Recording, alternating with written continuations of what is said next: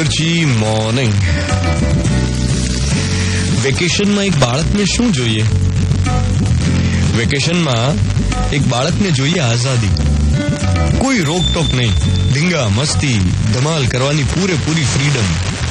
જેટલા વાગે ઉઠવો હોય ઉઠો, જે ખાવું હોય ખાઓ, જ્યાં ફરવો હોય ફરો, જ્યાં રખડવો હોય રખડો, જે રમવું હોય રમો, જે કરવું હોય કરવાની આઝાદીનું નામ વેકેશન.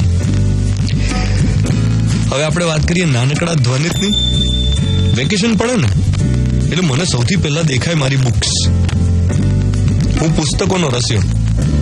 ઘરમાં આવેલા દરેક મેગેઝીન, જનકલ્યાણ, નવનીત, સમર્પણથી લઈને રીડર્સ ડાયજેસ્ટ, સફારી વાંચીને ચાવી જવાની ટેવ.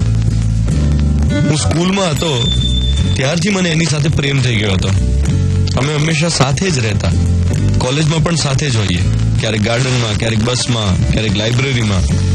એને કારણે જ મને મારી જાતને ઓળખવાની તક મળી, અને એ છે પુસ્તકો, બુક્સ, મારો પહેલો પ્રેમ. વેકેશનમાં હું મોસાળ રહેવા ગયો ત્યારે મારા નાનીજી હંમેશા કહેતા કે આને તો બસ એક ચોપડી મળી જાય ને એટલે બીજું કંઈ ના જોઈએ, જમવાનું ના જોઈએ, બસ ચોપડી આપો એટલે ખુશ. ઇનફેક્ટ વેકેશન પતે ને એટલે પેલું નવું ધોરણ શરૂ થાય. માની લો કે આપણે 6th હોઈએ તો એમાંથી 7thમાં આવીએ, 7thમાંથી 8thમાં આવીએ એટલે નવી ટેક્સ્ટ બુક મળે. પપ્પા જે દિવસે નવી ટેક્સ્ટ બુક લાવ્યા હોય ને એ દિવસે સૌથી પહેલું કામ તો એને સ્મેલ કરવાનું. બીજું કામ ગુજરાતી અને હિન્દીના પાઠ્યપુસ્તકમાં સારા નવા પાઠ અને વાર્તાઓ વાંચી કાઢવાની. ગઈકાલે વર્લ્ડ બુક ડે હતો અને મને જે જરૂર દેખાય છે અત્યારે એ છે આવી તરસ જગાડવાની. આજકાલ બધાની આંખો મોબાઈલને ચોંટેલી હોય છે. ગઈકાલ મારા ફેમિલીમાં એક સોશિયલ ફંક્શન હતું.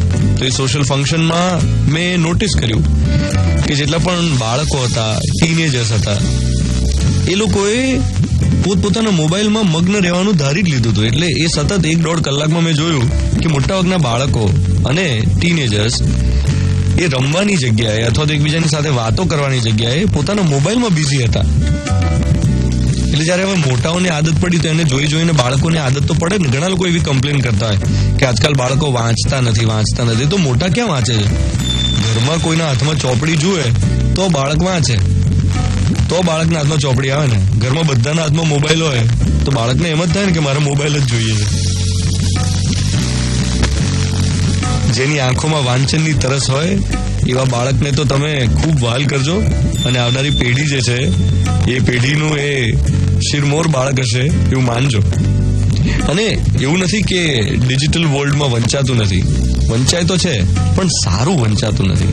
કારણ કે સારું વાંચવા માટે વિવેક બુદ્ધિ જોઈએ. અને એ પહેલા લોકો જ્યારે બુકશોપમાંથી બુક ખરીદતા અથવા તો લાઇબ્રેરીમાંથી બુક લાવતા ત્યારે પોતાની ચોઇસની એક વિચારીને ચોપડી લેતા હાથમાં. હવે તો એવું થઈ ગયું છે ડિજિટલ વર્લ્ડમાં કે એટલું બધું વિપુલ પ્રમાણમાં બધું અવેલેબલ છે કે તમારી બુદ્ધિ નક્કી જ ના કરી શકે કે આમાંથી તમારા માટે સારું શું ને ખરાબ શું, કેટલું વાંચવું ને કેટલું નહીં.